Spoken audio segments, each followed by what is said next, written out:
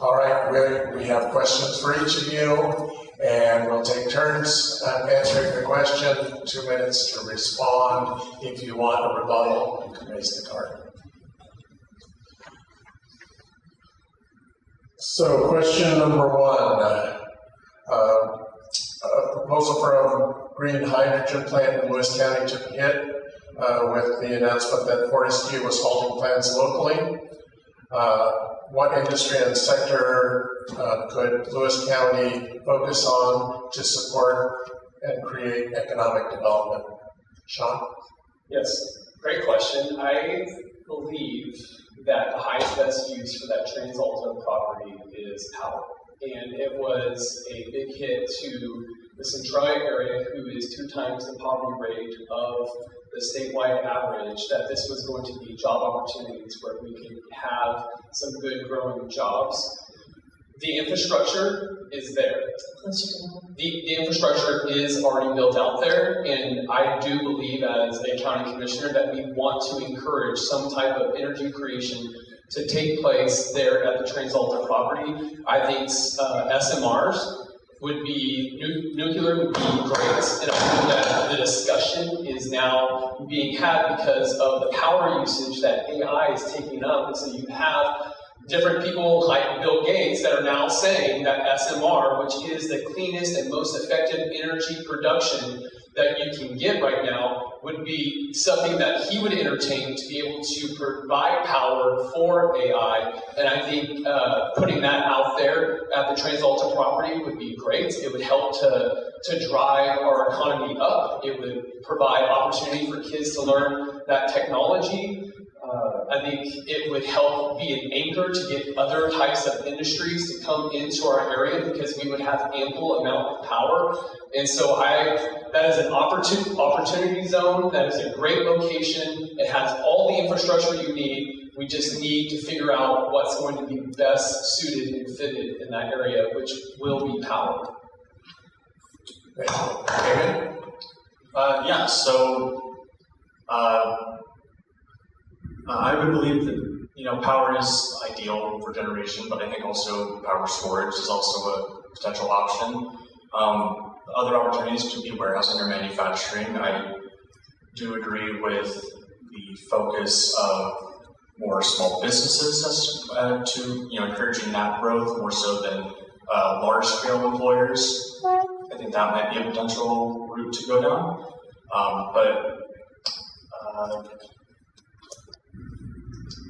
That's about all I have to say. Thank you. All right, question 2, and we'll start with you, Damian. You have said that you entered the race for Lewis County Commissioner in part because of, quote, hateful rhetoric that puts marginalized communities in harm's way from the incumbent Sean Swope and other local politicians. The question for you to respond to will be, please describe what you mean by the statement and the facts you used to arrive there. And for Sean, we'd like you to respond to the claim that you have used hateful rhetoric that puts marginalized communities in harm's way. Yeah, so one of the instances I'd be referring to is comparing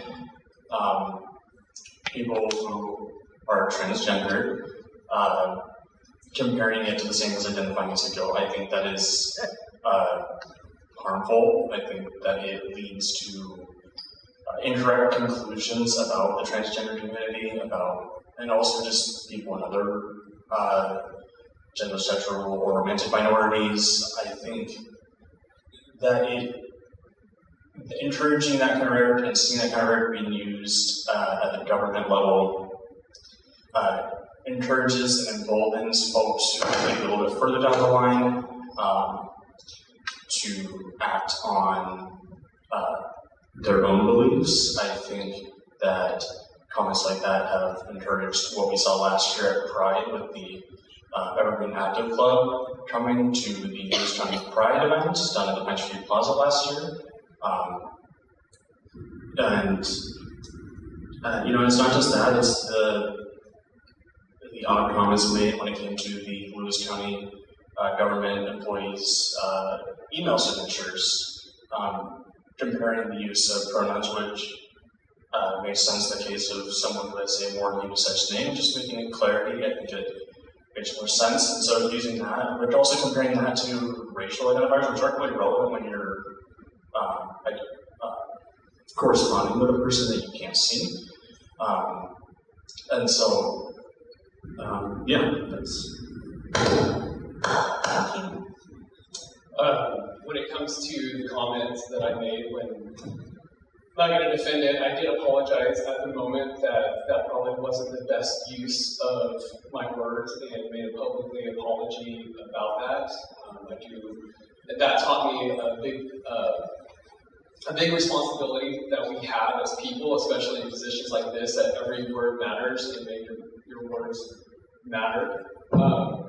When it comes to the other items, such as the email signature, I feel that there is no need to separate or to put things on an email signature other than someone's name, websites, and the position that you hold. And the whole idea was to streamline the process when it comes to other hateful rhetoric. I can't think of where I've been rude or mean or condescending on different items, and so I definitely spoke out about the incident that happened during the Pride event, that kind of rhetoric does not belong in Lewis County, that we don't want that here, that not everyone is welcome in Lewis County if you're going to come here to divide and to be destructive with your words. Thank you. All right, the next question, at the direction of Commissioner Swope, needle exchange regulations were implemented by the county earlier this year. And Damian, I will ask you, do you support the needle exchange regulations, and what is the top public health issue facing Lewis County? And Sean, please provide your reasoning for promoting the needle exchange regulations, and what do you think is the top public health issue facing the county? Sean will ask you to go first. When it comes to the needle exchange regulation, it's about accountability and ensuring that if I'm going to provide someone with a needle that is going to be used to potentially cause harm and death, that when we hand those needles out, that they are going to have the accountability and services provided that's going to help them get out of that vicious cycle of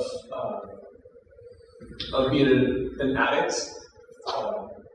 And when we just give something to someone and allow them to go and use something, we've seen over and over, you look at Vancouver, BC, what they're doing there is not working, because they started with the needle exchange and then they started to allow other paraphernalia to be given out. And then when they realized that drugs were being mixed with different other drugs that could potentially kill them, they started giving out this thing called safer supply. And so you see this cascading effect, and now you see where they're reversing all of their decisions. And you look at Seattle and drugs, we need people to get out of drugs. And the thing that really pushed me to do this was visiting with people at Lakes Lake Junction, having a gentleman tell me that when walking around with our police chief, Stacy Denham at the time, to have him tell me that people come to the camp, they provide different resources and needles, but when they actually want to get out, they feel like they just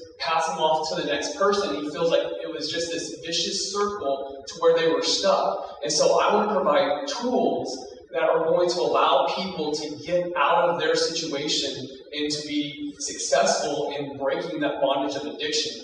And when it comes to the biggest public health issue, I would have to say it is the drug issue that we're seeing in our country.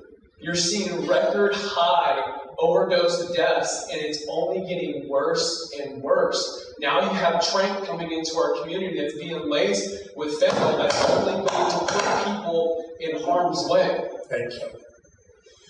Damian, to repeat, do you support the needle exchange regulations, and what do you think is the top public health issue in the county? I do not support the regulations. I think that it is a move in the wrong direction. I think that it reduces the avenues that we have to combat the opioid epidemic. I think that when it comes to tackling an ever-evolving issue, we need to be attacking this issue from every angle possible, and that includes forms of harm reduction. we can't just tunnel everything through the organizations like drug court. I think drug court does great work, but we need to be able to go through all the different avenues, all the different options. Our healthcare approach needs to be as individualized and varied as the people it is serving. Now, when it comes to the issue of health, it was a health issue that faces the county. I think it's physical fitness. I think that we need more. Our infrastructure needs to encourage physical fitness, mobility. I think that if we encourage people to walk around, to go for runs, whether that be through biking lanes or through just the way we zone our communities to make things more accessible within walking distance rather than having to take a car or even a bus. I think that is the best approach to that, and I think that, in summary, I think physical fitness is the biggest healthcare concern. Thank you. Sean, 1 minute for rebuttal. And I want to see this is a clear distinction between the choices that you have. When it comes to the needle exchange program, it has to be about accountability. Think about all the other accountability measures that we have in life, and I'm not for more government getting involved, but to allow something so harmful and so deadly to go unchecked, that to me is me being derelict in my duties as a public elected official, that we have to put guardrails in that's going to save lives. And the needle exchange ordinance, it not only provides the accountability, but it also provides an avenue for people to get out of drugs, because they're going to be required to offer different kinds of service, whether it be drug addiction services, housing, or even mental health services. It's required by the ordinance, and we have to make sure that we're doing everything that we can to help the people that are stuck in this vicious cycle to get out. Time. All right, thank you. The county continues to work on the creation of a night-by-night homeless shelter in Chehalis. What additional actions would you take to address homelessness in the next 4 years? Commissioner Damian, thank you. So I think there's a couple of different approaches we could take, and I think it will take multiple approaches. Kind of like I was saying with the pandemic, housing is the major issue, and it's a very complex issue to deal with. Some of it comes down to housing supply and the kinds of housing that we have in our county and in our communities. And so allowing more growth and making development here more desirable is a must, so that we have the supply, so we can meet the demand. And so I think one of those ways we can do that is by, with flood mitigation, the more we have control over flooding in Lewis County, that will open up more land that historically is not desirable for development to be developed upon.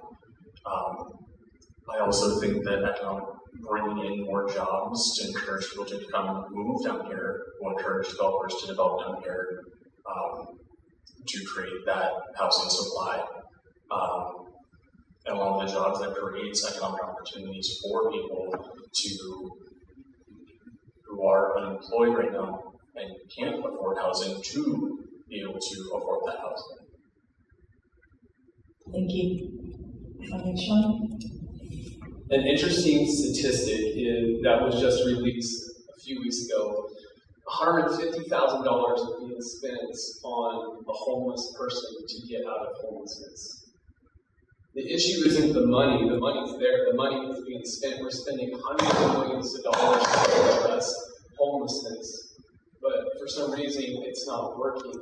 And something that I set out to do in the last 2 to 3 years is to look at the contracts that we have with different providers. There was one provider that I went and talked to about accountability, and they straight up said, well, we don't want the contracts, just take it away, because as soon as I started saying accountability, and even made the statement, because when another county commissioner comes and they're going to say accountability, then everything has to change, so they did away with it. So one of the things that I did the last 3 years was to go and visit other places that were having a great outcome when it came to addressing homelessness. One was over here at Coastal Cap in Grays Harbor, where they're seeing 60% of the people get out of homelessness into an actual home, but not only just a home, but a house. So we want to recruit different organizations that are going to be accountable, that are going to have those success rates of getting people not just out of the homeless situation, but also working with them through this software called Pathways. And that's one thing that in the next 4 years that we're going to implement here is getting Pathways really ingrained into our community, because right now only 25% of the homeless population actually gets the golden ticket. So while the other 75% doesn't have that opportunity, that doesn't mean that we stop working with them, but we work with them on the pathways, getting them a job, getting them an ID, working with them, maybe they have an addiction problem, getting them the help that they need with where they're at, and walk with them step by step through that process. And I look forward to doing that the next 4 years. All right. What's the number one challenge facing Lewis County? What could you do to help address that problem in 4 years as Lewis County Commissioner? And Sean, I'll ask you first. Inflation is the biggest hurdle that we have right now. We all know, we all see it in our pocketbooks that when we go to the grocery store, the $2 eggs for a dozen that you used to buy are now $4 to $6. Last month, we saw a 10% decrease in sales tax. What does that say? That says that the citizens of Lewis County, their buying power is being shrunk. They don't have the ability to spend where they used to be able to spend because their margin has now been evaporated.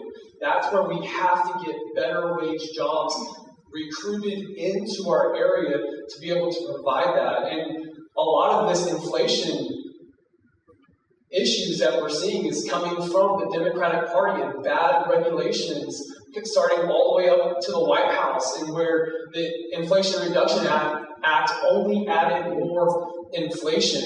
And so what we have to do is in this time, in this day, with everything starting to shrink, the issue is you're going to see governments and different entities like the PUD and whatnot, they're going to raise their prices or raise taxes.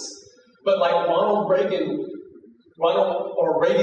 Reaganomics is what they used to call it in the 80s, that his whole philosophy that if you kept the buying power with the citizens and they have the ability to spend money, not only do they succeed, do they prosper, but also the government and everyone else prospers because that sales tax revenue begins to climb and increase. We have to be very careful right now to make sure that we we all feel that we're already being overtaxed. And everything costs way more. Somehow we have to put a pause on the increases and to see what's going to level out. But we really have to begin to invest in our local economy, getting our agriculture, getting our farm-to-table items moving forward. Damian, the question, number one challenge facing Lewis County and what you could do to help address it. So I think that the number one issue that we're facing in Lewis County is employment, economic opportunities. And so I would agree with Sean about bringing in more job opportunities to account for inflation, to be able for people to be able to live in our county, to be able to get by.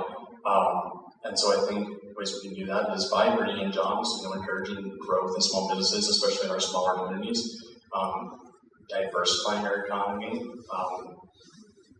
whether that be through our production, our storage, or that be through things like tourism. I've seen a lot of growth in the tourism space up in East County, and I think that's been going fairly well for them. And so just looking to see what are the strengths of each community in our county and where there's growth, playing to those strengths, and finding ways to entice large employers to develop here and set up shop, or to make it easier for small businesses to start up and also stay going. A lot of businesses only last less than 10 years in the town business, so finding ways to make sure more of our small businesses are going, but also lasting and staying. Thank you. We'll now be able to take some questions from the audience, and you'll each have 1 minute to respond. Are there questions?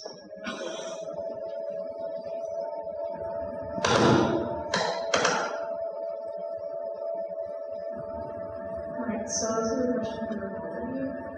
So, how will you involve LGBTQ plus leaders and organizations in the policy making process? We'll start with Sean. For me, it's not about that aspect. It's about the individual. We have boards that people can apply to be on, and we're not going to base it off of being a part of a certain group, but oftentimes it's about the application that comes in. And those, so for instance, the Board of Health, we get applications for that, and they help us set different policies, but we also have the budget committees where people can be on board with that. All you have to do is fill out an application to be a part of that, we review those, and we make selections based on who we feel is best qualified, and it typically is a 3-0 vote or sometimes a 2-1 vote. That's how we encourage everyone in Lewis County to be a part of local government.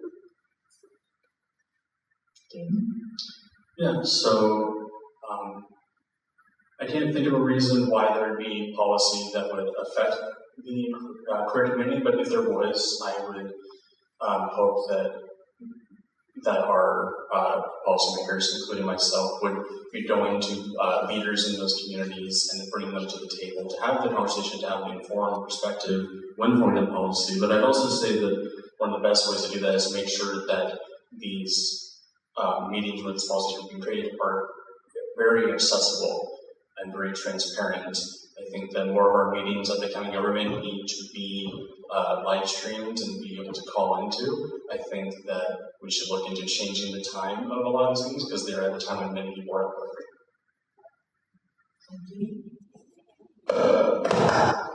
Yes, this is a question for Sean.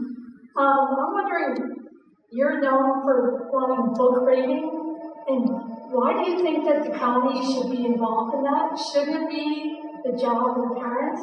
Because, like, most people here have kids that have cell phones, right? So, do we want the cell phone companies being responsible? No, it should be the parents that are being responsible, not the county. So, why do you think that the county should be responsible for that?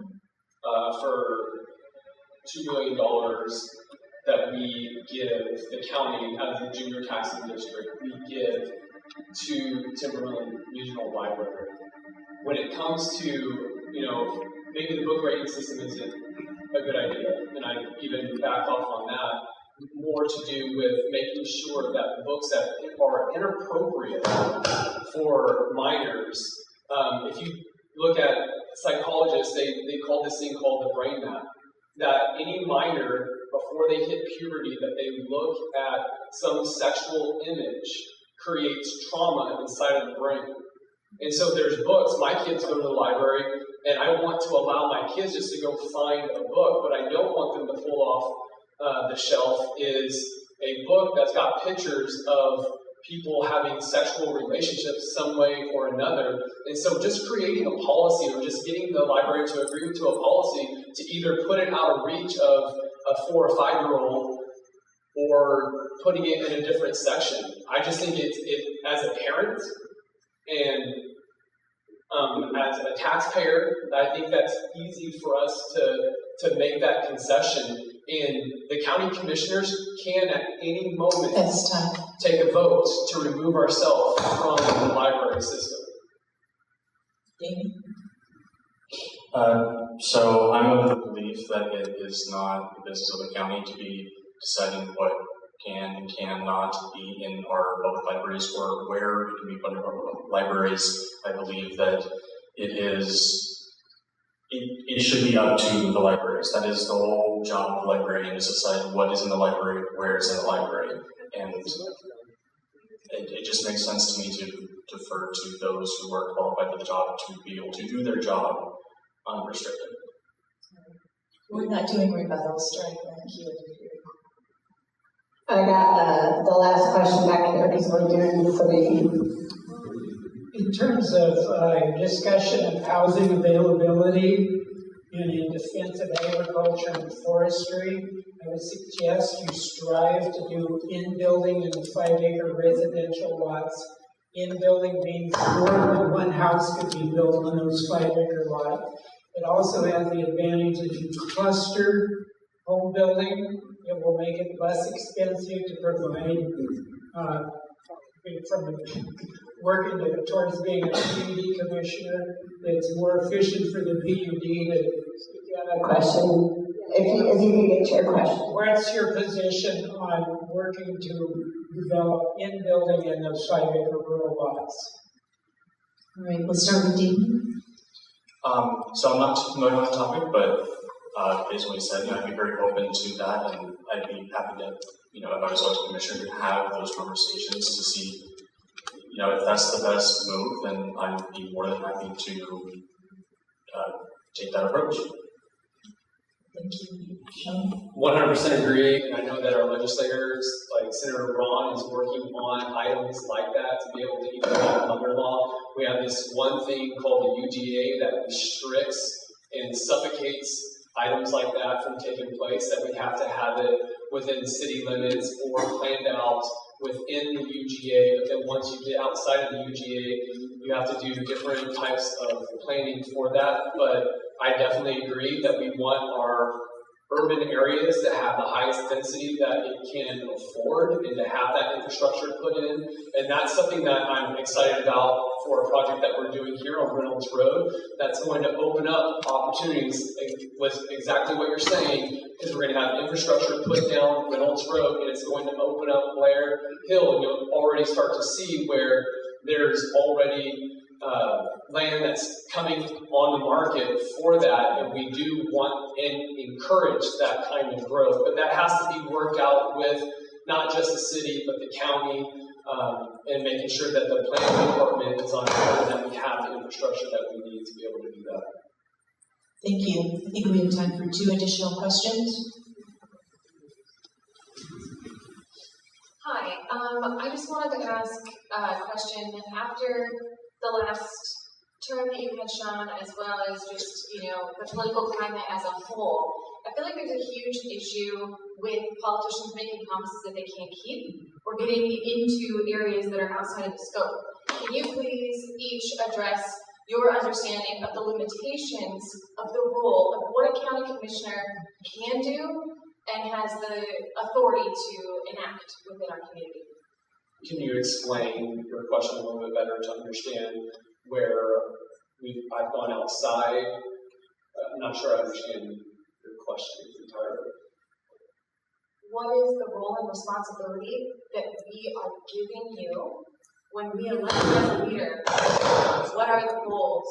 What is the authority that you have as a commissioner?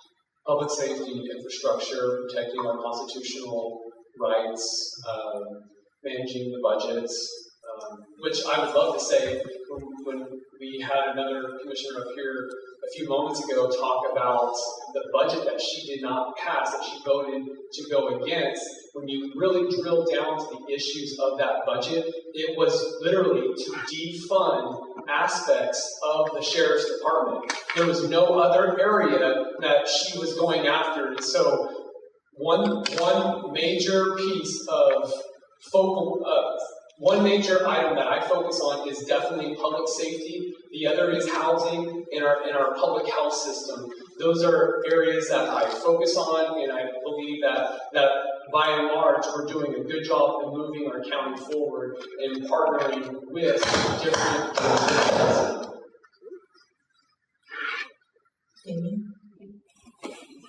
So to my understanding, some of the authorities given by the state to county commissioners is to craft and vote on ordinances at the county level, to vote on or to propose taxes, the erection of courthouses, like John said, public infrastructure, things like roads, sewer lines, utilities, those sorts of things. Thank you. Final question? Yes, I just want to ask a question about qualifications. I looked at your website, and I would like to ask Sean, first of all, to reiterate his qualifications for county commissioner. And Mr. Bean, I'd like to know how you feel that you can manage a $37.5 million budget. And could you tell us about your qualifications? Your website's pretty thin, but it did say that you were in the Boy Scouts. Can you expand on the qualifications to run a $37.5 million budget for our county commissions?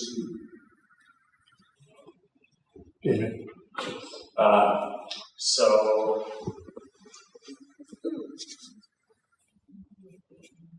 my belief is that I have leadership experience. I, was taught how to be a good leader through my time in the Scouts. I have done a lot of hands-on work in our community through, cleaning up China Creek, through, cleaning up downtown Centralia, through,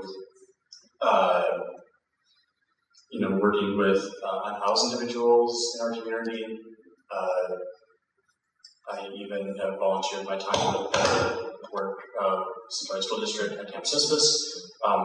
And I think a big part of being an elected official is being a good leader, and a good part of being a good leader is by having hands-on experience with the people you're working with and being able to lead by example. Thank you. Sean? I would say just before I became a commissioner, I was heavily involved in taking a startup business that started in a garage, taking it to where it became one of Washington's fastest growing businesses in the health sector. It's now estimated to make over $75 million this year in revenue.